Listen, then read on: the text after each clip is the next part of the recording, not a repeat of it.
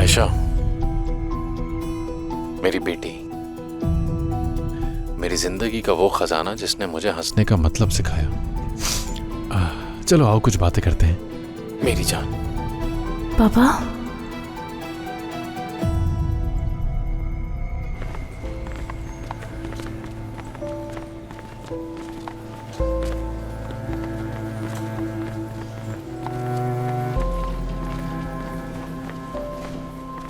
घबराओ नहीं, तुम सेहतियाब होकर सर्जरी से बाहर आओगे। अपनी बीवी और बच्चों से सेहतियाब होकर मिलोगे। और ये एक बहुत ही माहिर सर्जन है। इसके अलावा मैं भी तुम्हारे साथ होऊंगा। Gym uncle. हाँ असगर। अंकल।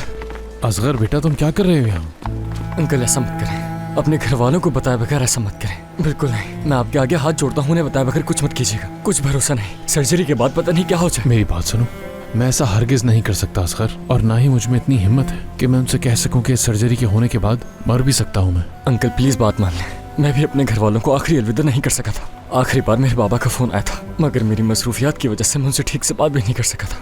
मैं अपनी अम्मी की आखिरी झलक देखने को तरस गया था। आज भी मुझे उस दिन का पछतावा होता है। लेकिन अंकल आपके पास तो मौका है। अपने घर वालों को फोन कीजिए और बताइए उन्हें सब कुछ। मैं कितनी रातें जागा हूँ यही सोच सोच के कि मैं उन्हें ये बातें बताऊं या नहीं बताऊं, और मैं नहीं बता सका। अब जो हो रहा है वही ठीक है। इरहान, मेरा फोन दे दो जरा से। अब ये तुम्हारी जिम्मेदारी है, अभी किसी को कुछ मत बताना। अगर मैं सर्जरी से जिंदा वापस आ गया तो मैं ये तुमसे वापस ले लूंगा, लेकिन अभी किसी से भी कुछ मत कहना, ठीक है? अंकल थोड़ा तो इंतजार कर लीजिए। तुम किसी को कुछ नहीं बताओगे? बात मान लें मेरी प्लीज।